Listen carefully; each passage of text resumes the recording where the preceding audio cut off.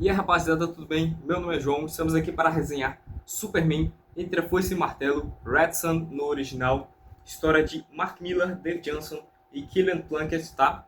História famigerada que ficou muito falada nos últimos anos. Hoje em dia não é tão mais comentada, muito porque faz tempo que não tem uma republicação da Panini, né? Essa daqui foi escadernado capa dura de 2017.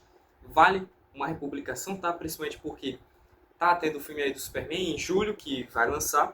E eu, inclusive, planejo a ler mais histórias do Superman e também a fazer mais resenhas. Esse é um formato que eu não faço aqui no canal faz tempo. Comenta aí se você quer, se você gosta e se você quer a volta desse formato definitivo, tá?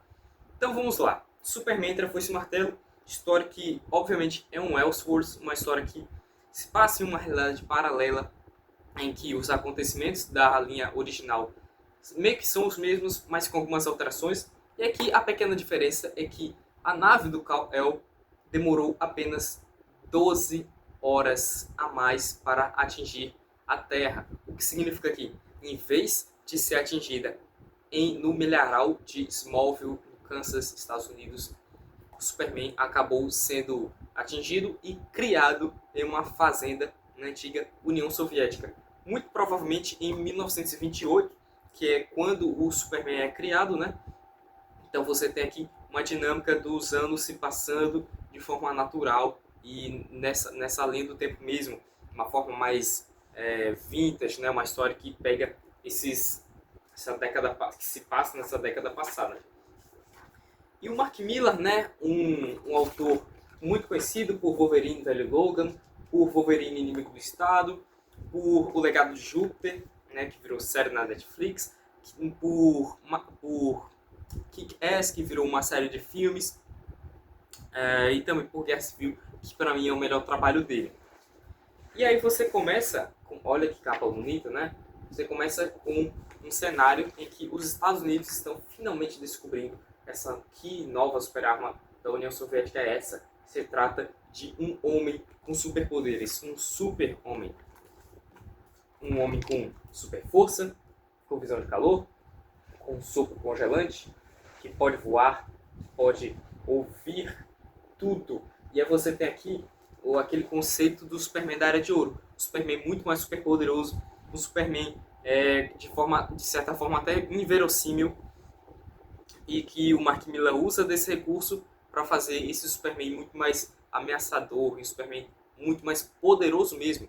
Inclusive, ele diferentemente do que você tinha nos quadrinhos, né, que por mais que ele seja fora dos quadrinhos, um símbolo americano, inclusive com propositalmente as bandeiras dos Estados Unidos no seu uniforme, nos quadrinhos ele agia mais como um vigilante autônomo, enquanto que aqui nessa realidade ele é de fato o que você tem, por exemplo, do Cavaleiro das Trevas, em que ele é um agente do Estado.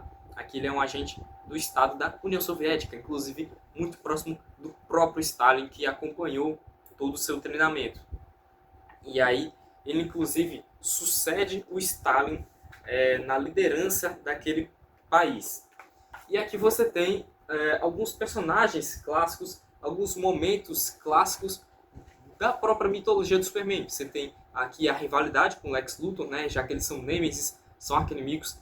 E aqui, pelo menos, o grande objetivo da vida do Lex Luthor, que é um super gênio, é derrotar o Super-Homem. Então, você tem inclusive a Lois Lane, que não existe tanto romance do Superman com a Lois Lane, já que ela é casada com o próprio Lex. Você tem também aquele primeiro enfrentamento, a primeira ação do Superman, alguns momentos clássicos, alguns momentos, inclusive, visualmente clássicos. O Dave Johnson, ele usa muito desse recurso de remeter a essas homenagens de momentos clássicos do Superman com esses painéis bem grandes, bem bonitos. E ele também usa muito do que é bem perceptível, que são a inspiração na arte de propaganda da União Soviética daquela época, né? Você tem também mais momentos clássicos como uma espécie de ensaio de romance com a Diana, né, a Mulher Maravilha. Você tem também esse personagem que é o Coronel Roslov. Eu não sei se ele é um personagem histórico e aqui adaptado, como tantos outros nessa história, mas ele era para ser o sucessor do Stalin.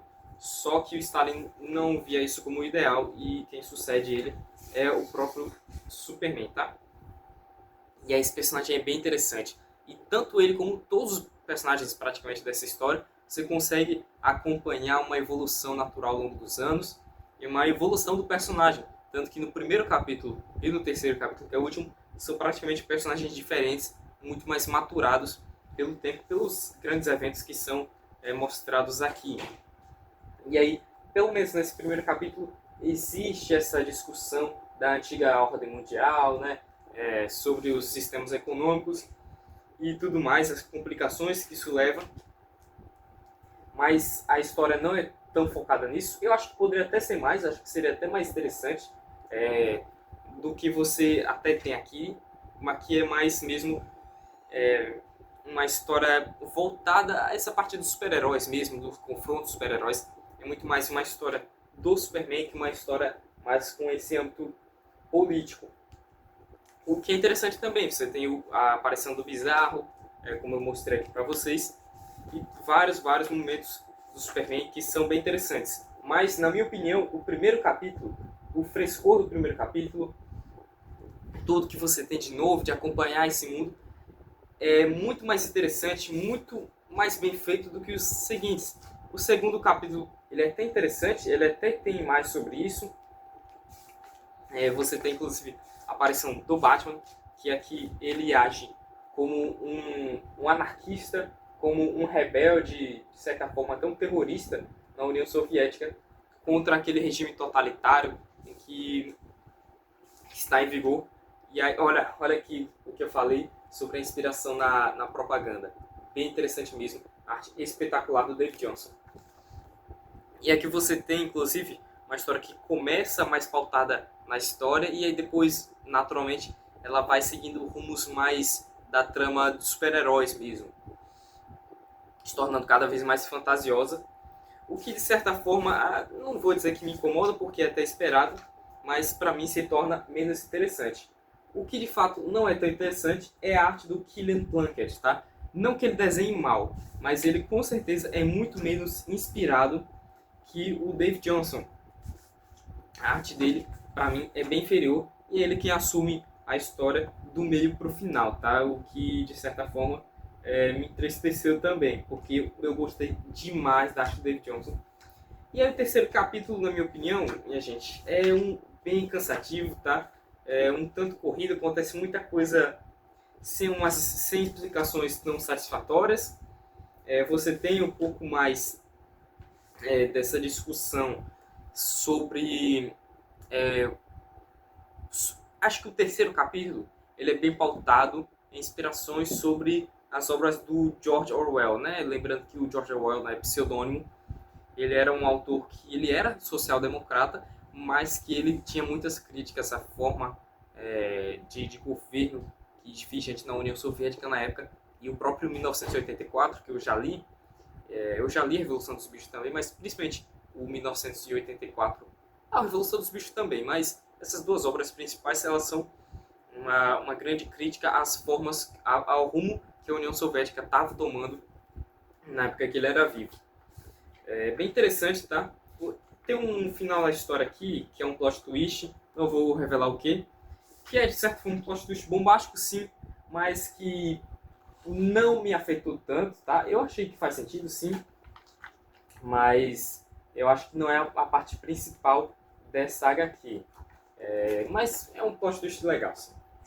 Você encerra o encadernado com essas artes aqui, bem interessantes. Então é isso, minha gente. Uma história que vale sim a pena ser lida. Não acho que ela seja à altura de todo o falatório, do quão famosa essa história é. Mas ela é, de fato, como todas as histórias do Mark Millar, bem cinematográfica. Não à toa virou filme, né? Virou filme animado naquela época que a DC fazia várias animações. Então, uma história bem cinematográfica, uma história bem dinâmica e que eu gostei, tá? Gostei sim de ler Superman Entre a Foice e o Martelo. Poderia ser melhor? Poderia, tinha potencial para isso, mas de certa forma é uma história até satisfatória. Eu gostei, tá? Então é isso, minha gente. Comenta aí o que você achou desse vídeo novamente, deixa o gostei, se inscreve no canal e mais principalmente, comenta se você gosta desse formato de resenha e se você quer ver mais disso aqui no canal, tá bom? Vamos ver se tem mais alguma coisa a falar sobre essa edição. Só que vale uma republicação da Panini, né? Então é isso daí. Muito obrigado e até a próxima. Tchau.